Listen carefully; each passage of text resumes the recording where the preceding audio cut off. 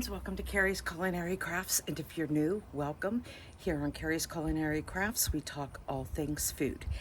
Today we're getting kicked off with the 2024 Every Bit Counts Challenge that's hosted by Jessica over at Three Rivers Homestead. So if you haven't checked her out again, her channel was great. I've been watching her for years, and every year she does this. Last year I dabbled in it a little bit. A lot of stuff I've already had preserved at that time, so I didn't quite get to every single day. This year I am going to try and pretty much do every single day, with the exception of when we're on vacation. I'm certainly not going to be doing any canning that week. But I'm starting off today with canning some broth.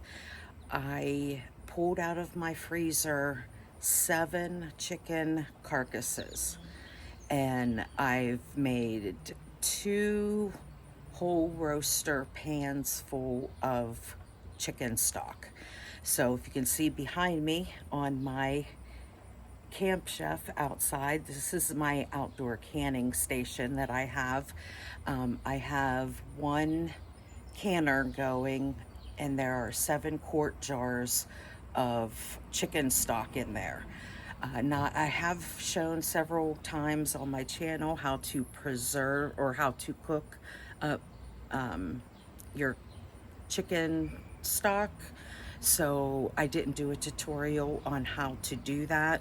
So I'm just showing you that I have 7 quarts in there, and I have a whole other full roaster in the house that's going, that I'm gonna have to strain out and get in the canner whenever this is done.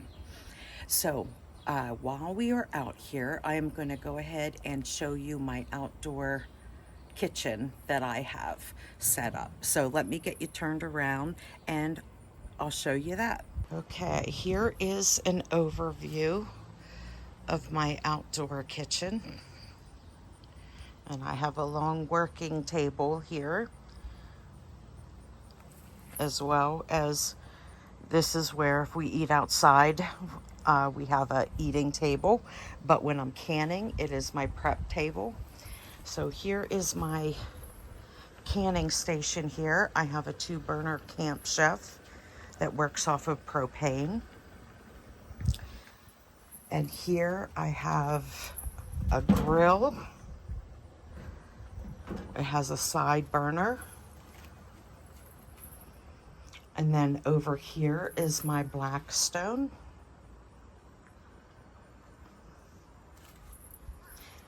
There are my extra chairs for my 6-chair table that I have here.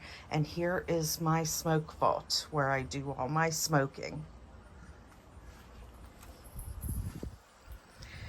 Yeah, so there is my little outdoor kitchen. I don't have any, sink or anything like that, but I do have over here, I have a hose there, so when I need to fill my canners, I use that.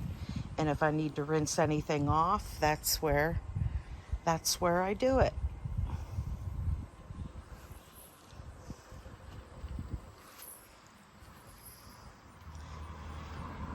Okay. And then I will bring you back whenever I am straining up my other broth and getting them in cans, and then we will can up a second batch. This one is almost ready. It's just starting to steam, so I have to wait for the steady stream, and then I'll put my timer on for 10 minutes, and once it hits 10 minutes, then I will go ahead and put the rocker on top. Okay, here is some chicken stock that I have been cooking for 2 days. And I am going to get this canned up after I pull out all of the bones. And then I will strain the broth and get it on the canner. There's lots of meat in here that I will also have to, once it cools down, to pull out of here. And I'm putting this in this big pot here. It's a pasta pot, and I have the strainer insert in, so if any broth is still in there, it'll fall down to the bottom and we'll get to can that. No waste here, folks, especially on this first week of preserving for the Three Rivers Pantry Challenge. And if some of you are not familiar with that, I had already mentioned that Jessica at Three Rivers Homestead, she hosts this every year. And what it entails is just to, for the month of August, to preserve something, no matter what it is, anything at all. It could be something little, could be a major project. It's just to get yourself preserving something for the winter months. And one of the biggest things I needed to do was clear out some of my freezer. My freezers were packed full. I meant to show you guys a picture of that. I literally could not put anything in it. I wanted to put tortillas down in it, and I had to leave them up in my refrigerator until I opened up space to put them in. And what took up a lot of space was all the chicken carcasses that I had. So I went ahead and pulled those out, and I'm starting to make broth. So that is one thing that counts for the challenge, is pulling out things from your freezer to can up as well, because you're making it shelf stable and you'll be able to use it during the winter months. But yeah, it could be anything at all. Like I'm going to be cutting my herbs and making some herb butter. So that's a preserving item. Any type of canning, anything from your garden, whether you can it or whether you freeze it, dehydrate it. All of that stuff counts for this challenge. And my next item is going to be a dehydrated item. I am going to dehydrate chuck roast and make some beef jerky with it. So stay tuned for that. Get all of that chicken broth, or chicken bones and meat. Okay, and then the rest of this I am going to get dumped into a bowl with a small strainer and a nut milk bag, so we can get just the broth and not any little bones that are left or pieces of meat. I just want the broth.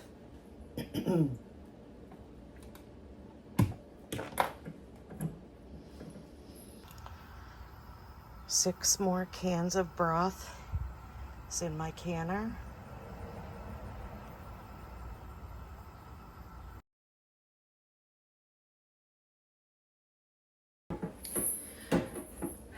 Okay, so we are continuing on with the Every Bit Counts challenge that's hosted by Jessica over at Three Rivers Homestead. If you haven't checked her out, definitely go check her out. I've been following her for years, love her. And for this preservation day, I pulled out a 10-pound log of ground beef from my freezer. So I am going to cook this and get this canned up to make it shelf stable. And along with that, I have 10 or 12, maybe a dozen of my garlic pucks in here. And then I have 3 containers of frozen onions that I pulled out of the freezer. And if I need more onions, I have some more that I can chop up. So that is what we are going to get into today. I am trying to do some of these preservation projects that need to be done prior to the influx of all the tomatoes that I am about ready to get.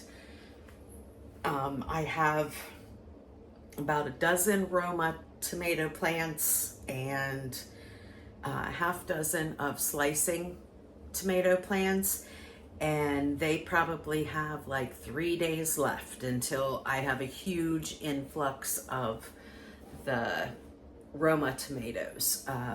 Roma tomatoes are a determinate type of tomato, which means they grow a certain height and then they produce all of their fruit pretty much all at once. There might be a few stragglers here and there, but they pretty much produce everything all at once and then they're done.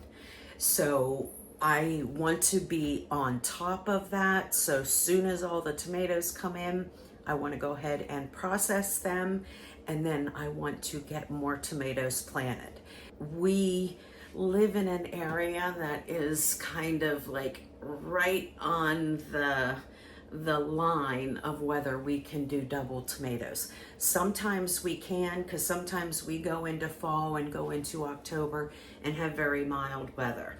Other times we can have very cold weather.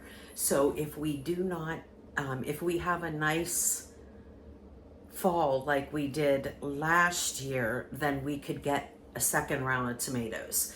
It won't be as much as the first round, probably, but I can still get some more. So I want to definitely be on top of those tomatoes when they are ready to come off the vine so I can process them and get some more planted. So for today, we're going to go ahead, as I said, and do this 10-pound log of ground beef that I have. I think I'm going to do this just regular ground beef. That way I can put a couple pounds in quart-size bags so my son can take them back to college with me.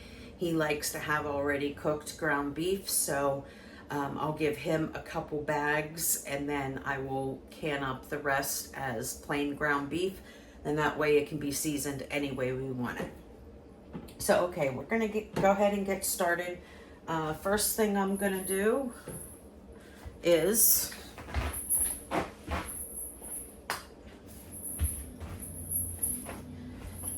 spray my roasting pan here.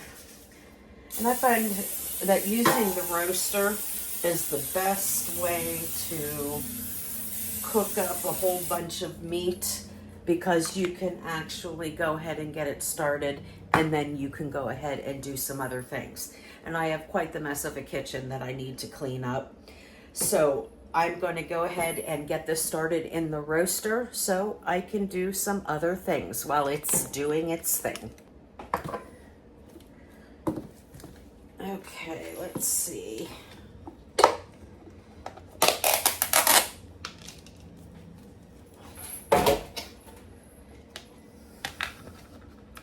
I'm gonna get these onions on the bottom to get them starting.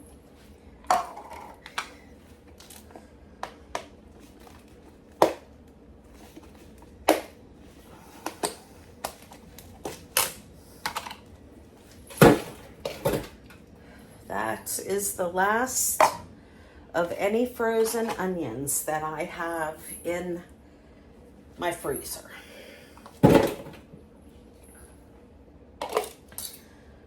Okay, now we're going to go ahead and get this nice big log on there. I buy these big logs or the family packs, whatever you can, whenever they go on sale. My mom picked this up for me not long ago, and we got it at $2.79 a pound. So my mom said she was going to the store. Did I need anything? And I told her, I said, they have ground beef on sale. Please pick it up for me. If they don't have any left, then, don't worry about it, because I didn't really need it, but I wanted to go ahead and get it at this sale price. So I got it at a really good price, and we are going to, wrong knife, go ahead and get this ground beef cooking.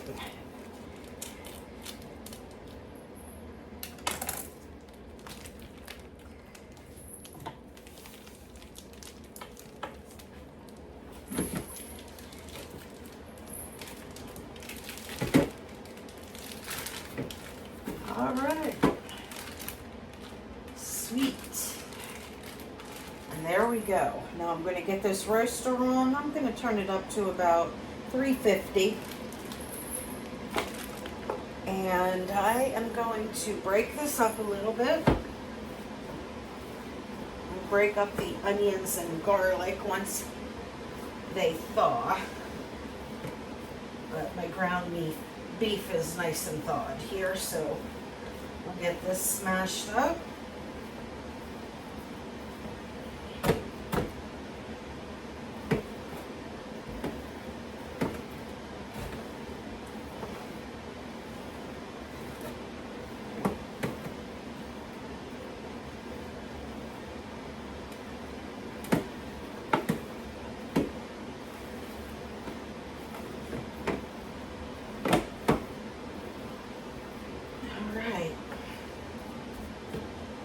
That'll do for now.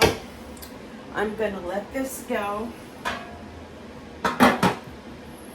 while I clean up the kitchen, and then by the time I come back, we'll have some grease pulled out of that meat, and then we'll get to stir it around really good and really crush things up. So I'll see you back here in a bit. Okay, just finished cleaning up the kitchen, and I'm going to go ahead and smash all this around. It smells really, really good. So you can see that it's already cooking. The onions are now thawed. The garlic is all thawed.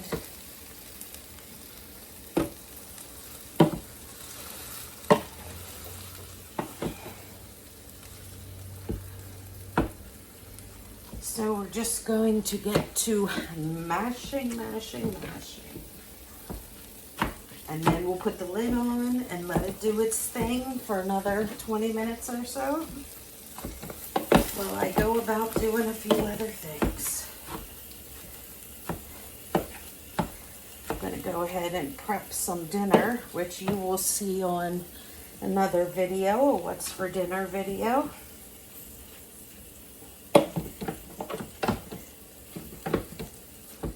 But I am making some more like a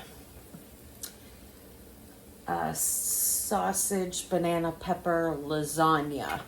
It's not going to be stuffed peppers because I'm using my last year's canned banana peppers, and they are like, really soft, so they will tear apart really easy. So I'm just going to let them tear apart, and I'm just going to layer some banana peppers, and then put a hot sausage layer, and then some cheese, and then another layer of peppers, and that is going to be dinner for my husband and I. My son is not here, so when he's not here, we take advantage of that and make things that he does not like. So that is what we will be making for before dinner, and I will bring you along with me on another video for that. Okay, I've got this mixed up pretty good. Now I'm going to put the lid on, and I'm going to let it go another 20 minutes or so. Okay, we're going to go ahead and check on our ground meat, see how it's, oh yeah. Okay. So this ground meat is done.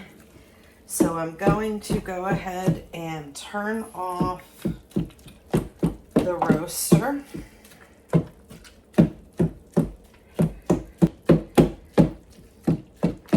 I'll pull out the plug as well. And I am just going to let this sit for a little bit for it to cool down just a little bit, because it is piping hot at the moment. But I don't want any of that fat to solidify or anything. So I'm going to strain it into a big bowl.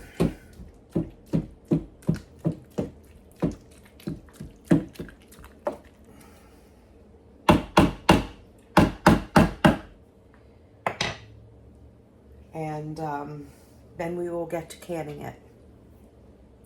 So, okay, I'm going to let this go for, maybe 30 minutes or so, just to get that initial heat off of there. And then we will go ahead and get to canning it. And I will bring you back at that point. Okay, now I'm going to go ahead and scoop out this meat into this paper towel lined bowl.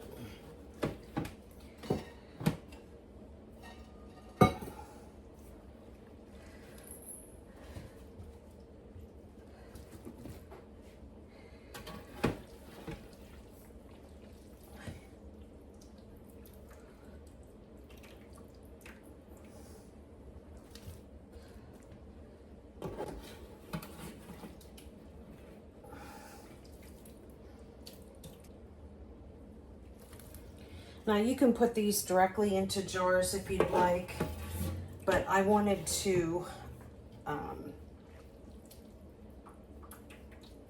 put it in this bowl with a paper towel so I can control the amount of fat that is going into the jars.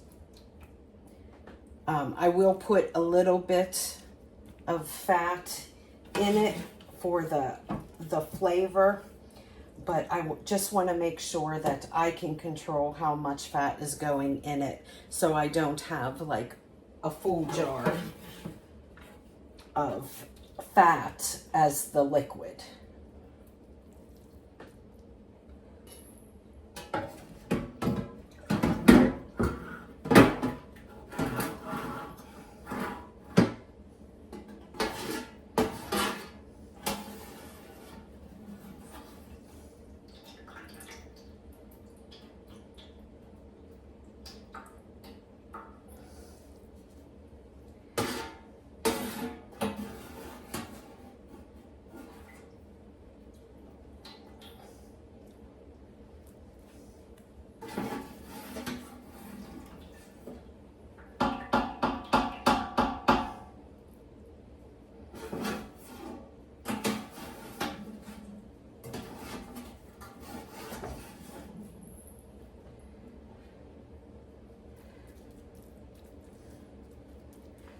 Okay, there we go.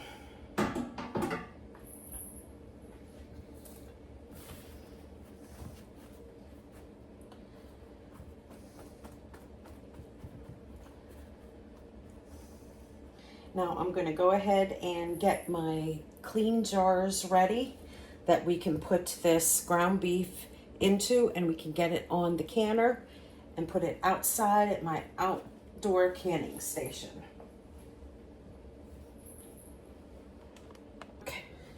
Okay, I have my canning salt here. Now, because I didn't season this in any way, I am going to add a little bit of salt to the jars. You don't need to add salt to the jars for preservation purposes. You can can it completely plain just with the ground beef. I am just putting the salt in there because I prefer to add a little bit of salt to my ground beef while it's in the canner. So I'm going to add about a teaspoon per jar.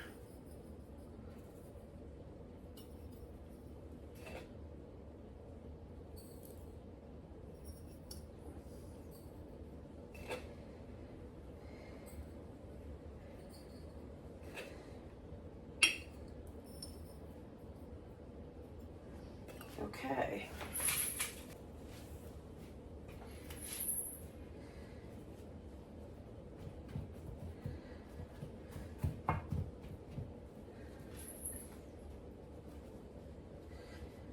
All right, now I'm going to go ahead and add in my ground beef, onions, and garlic into these quart jars. And you want to leave this with a 1-inch headspace.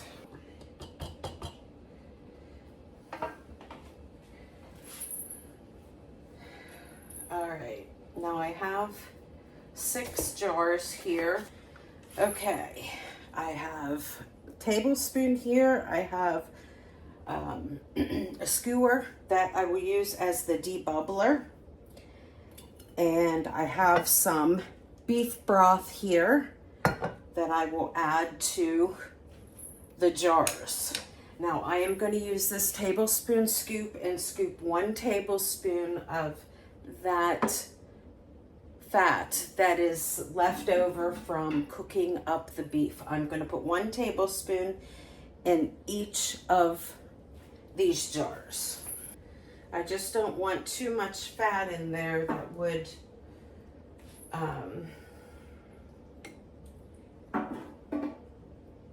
that could possibly cause a problem with the jar sealing. But I don't want to waste all that good flavor either. So I think maybe I'll go ahead and do 2 tablespoons per jar.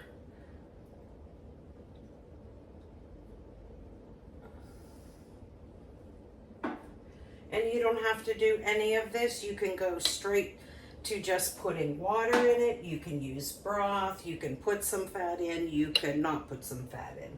It does not matter. It is just a preference thing. Okay, there is the fat. Now I'm going to go ahead and open up this beef broth, and then I am going to fill up the jars with the beef broth.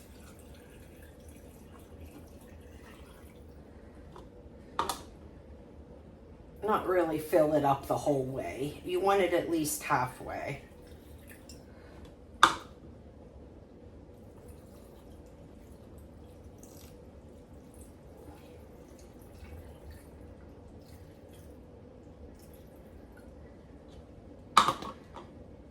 Maybe I'll do 1 quart per 3.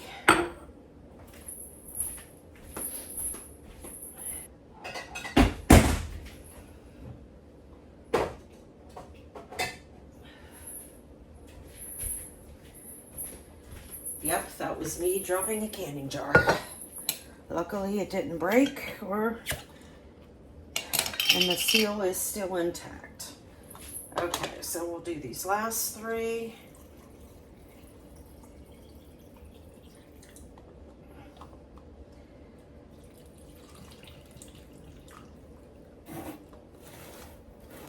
Well, I just made a mess somehow. I'm going to take my little skewer here, go through and debubble. And when you do this, it's going to lower the levels of your meat and your liquid.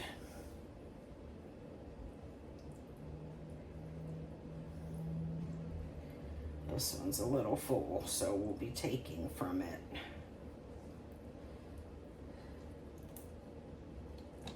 See all those bubbles coming up?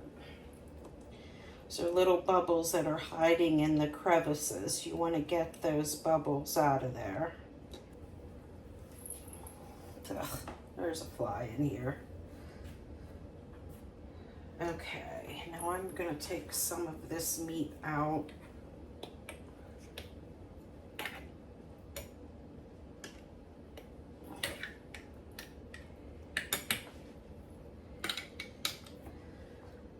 Okay, so we have a little bit of room that I can add some more of this meat in there.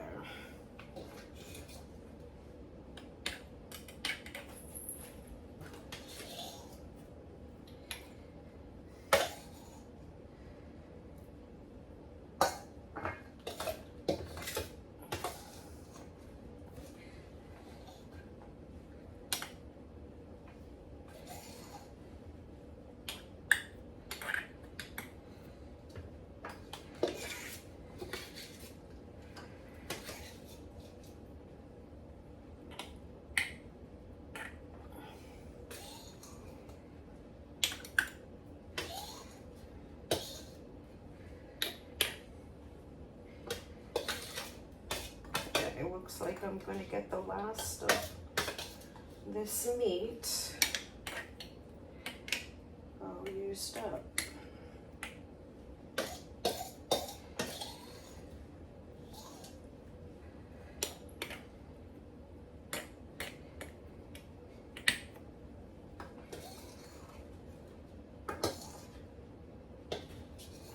Okay, that is the last of it.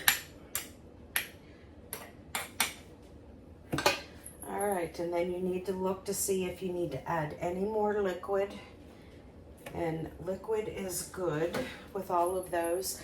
Now I'm going to go ahead and get some vinegar and a paper towel so I can wipe off these rims. You want to make sure you get all that grease off of there so it won't prohibit your lid from sealing.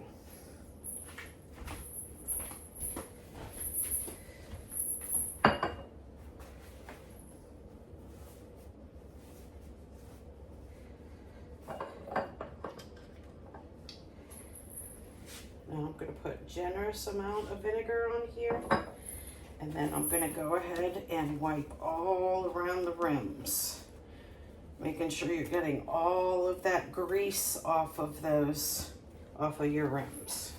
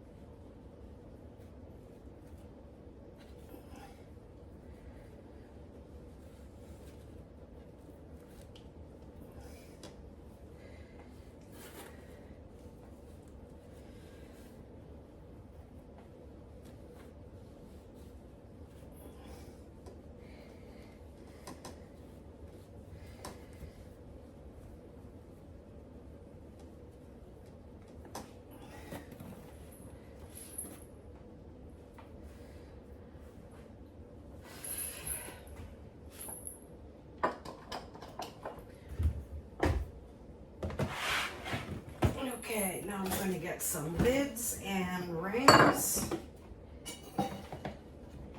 and we will get them put on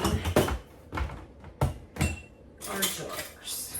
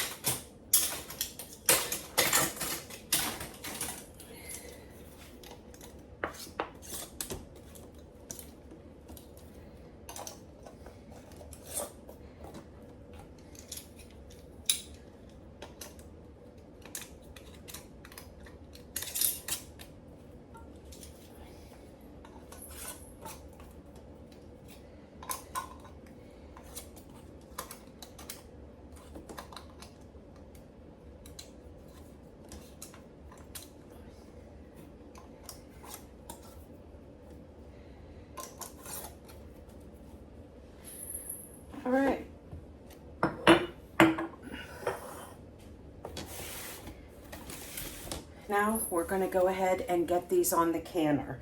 We are going to pressure can these for 90 minutes. These are quarts. If you were doing pints, you could do 75 minutes.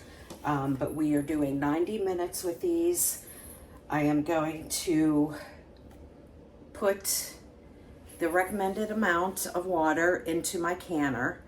Then I'm going to bring all of it up to a boil. I'm going to have the lid on there, and once the steam starts coming out of the little nozzle there, at a steady space, straight up in the air, not just a little billowy steam. You wanted a shooting steam straight up and out of there. Once you see that, then you'll set a timer for 10 minutes, and that will that is bringing the pressure canner up to pressure. So once it has been there for the 10 minutes, it's at the correct amount of pressure. So then I will go ahead and I will put on my rocker, and then once it starts rocking, that is when I will set my timer for 90 minutes. And once the timer goes off for your 90 minutes, you're going to go ahead and turn off the heat, and you're going to let your canner alone. You want to let your canner come down to pressure all on its own, and then once it's fully dropped pressure, then you can take off your lid. And then you'll want to take off your lid and then leave it sit for 5 to 10 minutes just to let your jars get acclimated to the temperature change. And then you will be able to pull them out of your jars and let them sit. So that is what I'm going to go ahead and go do now. I am going to go out and get them on my my canning station out there and get them going, and I will bring you back for the finished product.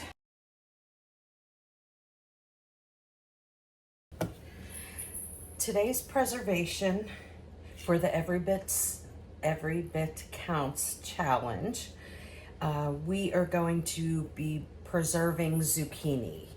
I have 7 zucchinis here, and some of them are going to be used to make 3 different zucchini breads, and the rest is going to be put into freezer bags and put in the freezer for a later use. I will be showing the zucchini bread recipes on another video because if I showed all 3 of them on this current video, it would definitely be way too long. So look for that video coming up. I'm going to be making 3 different kinds: a regular zucchini bread, a snickerdoodle zucchini bread, and a chocolate zucchini bread. So I'm going to be making those 3 zucchini breads in preservation of all of these zucchinis that I have, and then they're going to be put in the freezer. So for right now, what I'm going to do is I'm going to go ahead and cut up these zucchinis and then process them, get them in this big bowl here. And then I will go ahead and get started on the zucchini breads.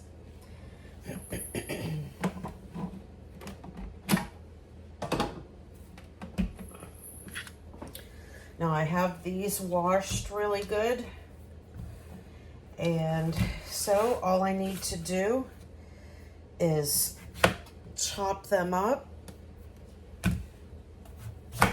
and feed them through the food processor.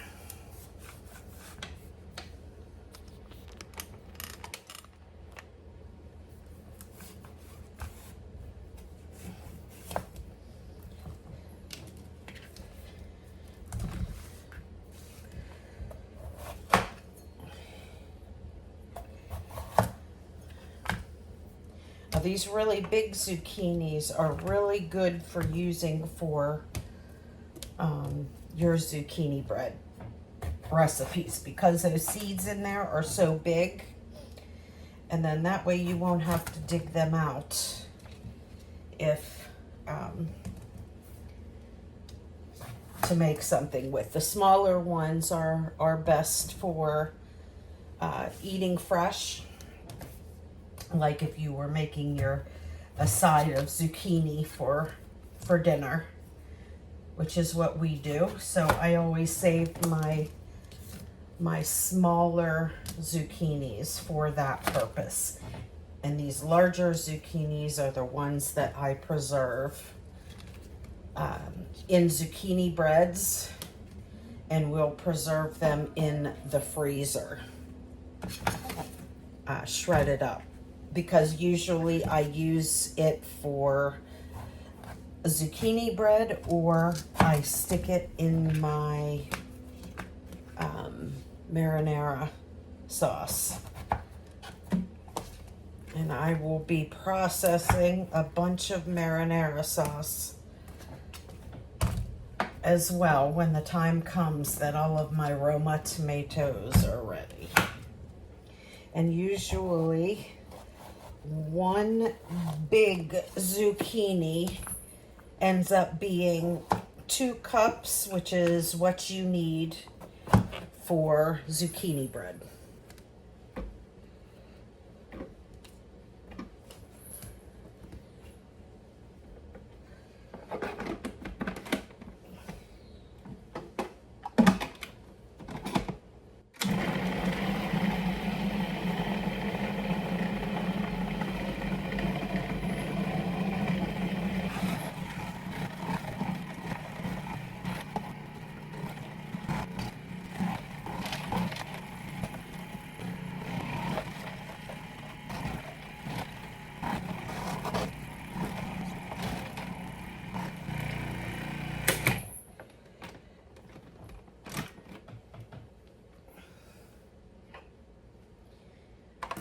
Okay, that works much better.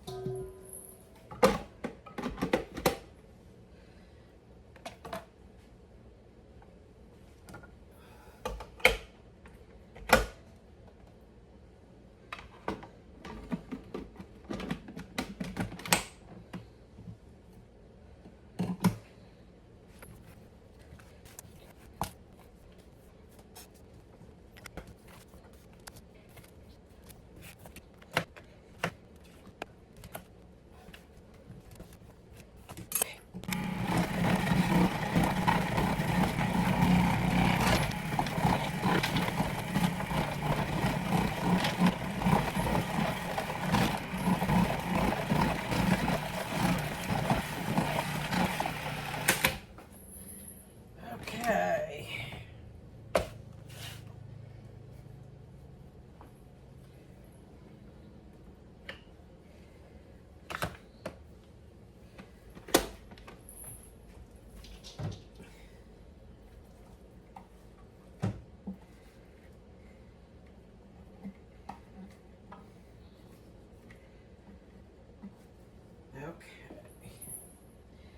So we got lots of zucchini here. I'm going to go ahead and clean this stuff up, and then we will get into making our zucchini breads.